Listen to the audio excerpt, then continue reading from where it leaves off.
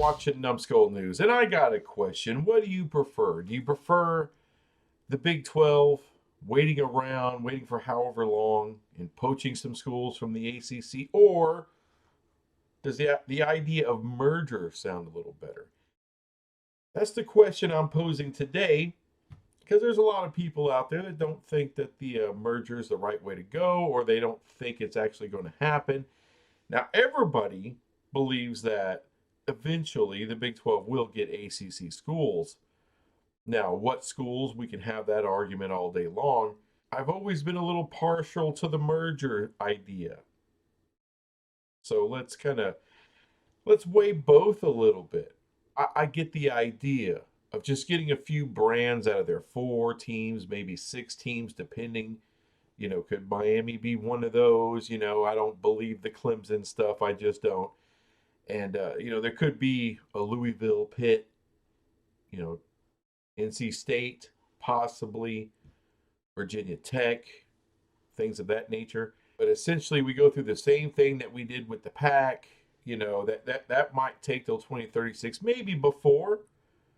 There's a little bit of talk. After the big schools leave the ACC, possibly, maybe that ESPN isn't going to like paying out all this money when none of those are premium schools, big time schools like Florida State and Clemson. They won't be getting the ratings that they're used to, which, by the way, the ACC doesn't exactly blow your doors off when it comes to ratings. And without those 2 schools, you're really put in a bit of a hurt locker because UNC and Virginia, teams like that, and it was, oh, they're going to the SEC or the Big Ten. Those 2 schools don't exactly blow your doors off either when it comes to ratings. What could ESPN do? I don't know. I don't know the ins and outs of the ACC media deal. Could ESPN come back around, even though you've already backfilled with some bullshit out west? Even though you've already done that to keep your money as it should be, does ESPN have any kind of, I don't know, recourse to that? To the, hey, this isn't what we signed up for. This money was based off of Florida State and Clemson, and now they're gone. We don't want to be paying out that much money, which a lot of people feel that ESPN and the ACC could then rework a deal. Maybe, I don't know. I don't know. And this isn't what this video is about, but there's a lot of shit about to start popping off starting next year. We all know that. How does this play out for the Big 12 as far as getting some of those teams? Or would a merger be better? I think personally, a merger works really well right now. I don't know if it would be a permanent thing on 20, 30 years down the road. I can't see that far.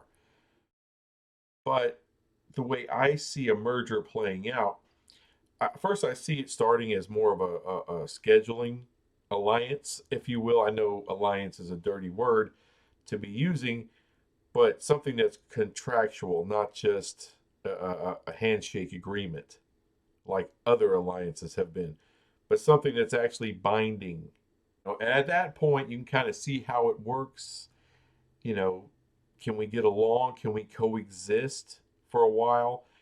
And if we can't, we can go our own ways later on. Because you're not going to do, okay, scheduling alliance for eternity. No, it's going to be for a set number of years you would do it for. And then after that, you kind of figure out where you're going to go. And I fully believe that your Mark and Mr. Phillips from the ACC, I believe they've talked. I believe they've had conversations, possibly, not just about, hey, how's it going? How's your yard looking? No, I think they've actually had discussions about doing business together, possible merger, with something, just, not nothing, super deep into the weeds on that, but just talking, just tertiary, so, a light conversation about that particular topic. I wouldn't doubt at all if those things have been talked about. And probably more seriously, as I said, some kind of a scheduling alliance type of thing. And by the way, I don't think a merger, It wouldn't be what you would normally consider a merger, where it's literally it would be two conferences combining totally into one name, one big umbrella, and that's it. It's a different type of merger where there is a scheduling alliance, but also there's shared revenue and shared business done, shared negotiations done. For instance, both conferences appearing on the ACC network and utilizing that thing to its fullest potential, especially if you're going to be losing a couple of big brands, that's going to hurt your income from the ACC network. You better believe it. Also, the Big 12 Joint Pro Day that they're going to do in Frisco, Texas, have the ACC teams involved in that as well. And they're going to find a ways to monetize that, selling advertising, things like that. And it's going to be something that appears on ESPN. Have them come in and benefit from that as well. So there are things here that we can do together and share together. A lot. I'm just not. I'm not saying we wouldn't eventually poach the ACC, like permanently poach them. I'm not saying that's completely off the table. What I am saying is that both conferences are stronger together. Both have their media rights deals. Even if something gets reworked with ESPN, I don't think they can just come in and slash completely what these teams are going to get from ESPN, what they're getting right now. There is a contract out there. So I'm not sure how much ESPN can rework it once the big schools leave out of the ACC. So basically, both conferences have their own business situation, their own media rights situation already. And it really helps that both conferences also have a business partner in ESPN. The interesting thing is Fox. Fox only has a deal with the Big 12. We're the only conference with a deal with both Fox and ESPN.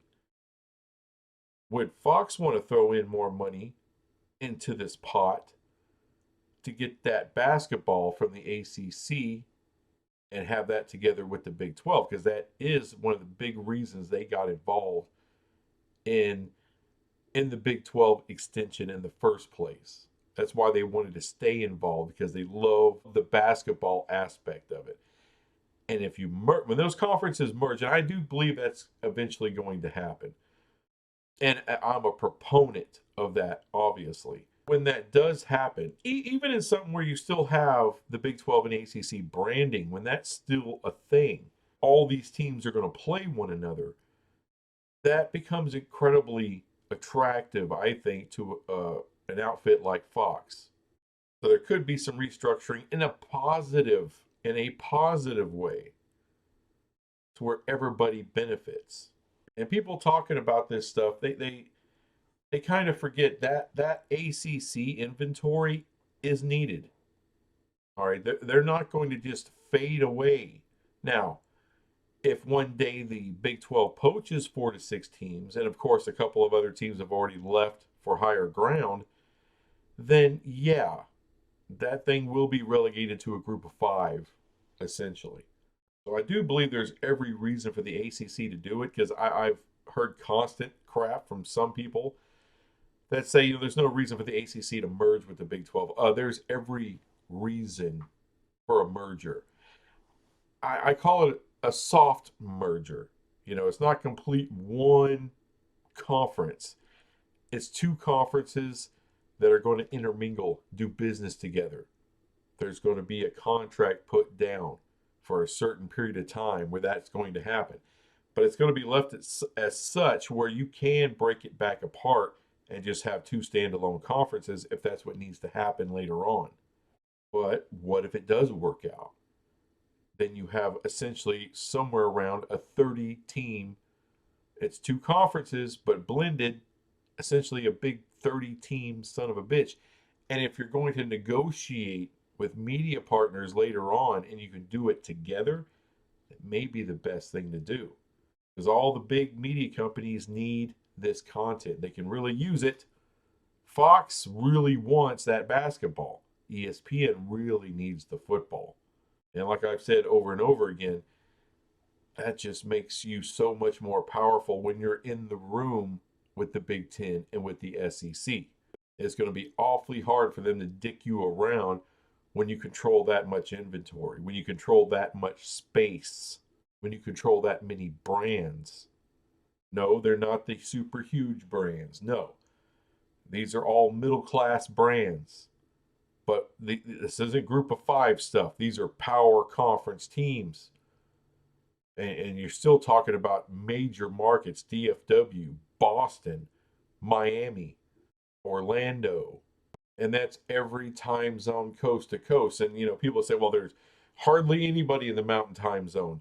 There's still millions of people there and millions of sports fans there. And these media companies want to be in every time zone. You can offer it. You can pretty much offer it now, but when you do, if you merge with that ACC, and I believe they will, then you really can offer everything and a lot of it. And it doesn't just have to be ESPN and Fox. It could be streamers. It could be everything.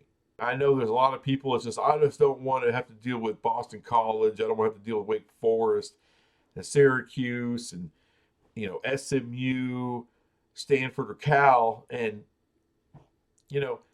there's no reason to feel like, oh, these schools are a burden, that you can actually use them as an asset. As I said, the inventory is needed.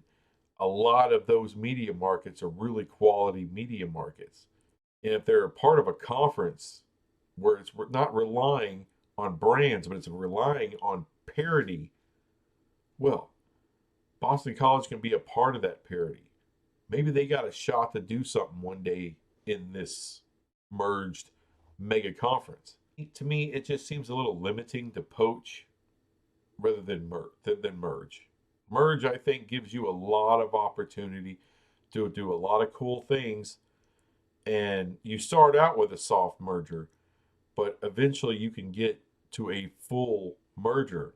Look at the opportunities you may be able to have here. You add 4 to 6 schools, you're kind of going business as usual. But with the merger idea, think of the postseason possibilities that you can have.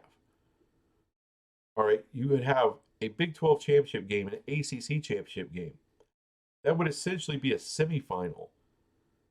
Then you would have the winner of those games go at it, Big 12 versus ACC, every single year. And think about when those games are played. The semifinal games would be played where the SEC and the Big Ten, where they're playing their conference title games, same time, right? But think about it. The week after that would be the Big 12 versus ACC in a huge freaking matchup going against nobody. Everyone else is done and wrapped up except for that game. You're adding postseason play. You're adding value for your media partners. That's worth money. And that's worth money to both conferences, to all these teams. Think about a conference tournament that's blended between the Big 12 and the ACC. Holy shit. That would be massive. I'm not sure Kansas City would be big enough for that. Maybe for a time, but you probably need to move that around a little bit. But crap, man, that is big time. And that's not just a 1 week affair. That's probably not just one weekend, I should say. You may treat it like the NCAA tournament where it takes on multiple weekends, back-to-back weekends to determine the champ of that. Again, you're creating value for the media partners in doing that and truly making something that is an event like a conference title game, a conference tournament. You're turning it into something different, something bigger than what it currently is, generating interest and generating ultimately more revenue. That's what you can't do with just poaching a few teams. Now, maybe poaching happens anyway. I don't know how all this plays out, but I think there's at least a soft merger coming. That's pretty much what I'm thinking is going to happen. One day that could end up being a full merger. If you're just a poach person, I get it. I get it. It's a maybe a little easier to see. It's not so, confusing. It's not so intricate. But the merger possibilities, man, that gives you so much more ammunition. There's so many more revenue opportunities, like postseason play, like things the Big 12 are doing already, but you can even make that bigger with more brands. Like when you go down south of the border, how about BYU play Miami? That would be pretty freaking cool in Mexico City. But there is shared opportunity. There's shared opportunity between both these conferences. And the ACC is really trying to find a way not to go the path of the Pac-12. This could be an interesting way in order for something like that to happen that could benefit the Big 12. It's not all one-sided benefit here. It benefits both conferences.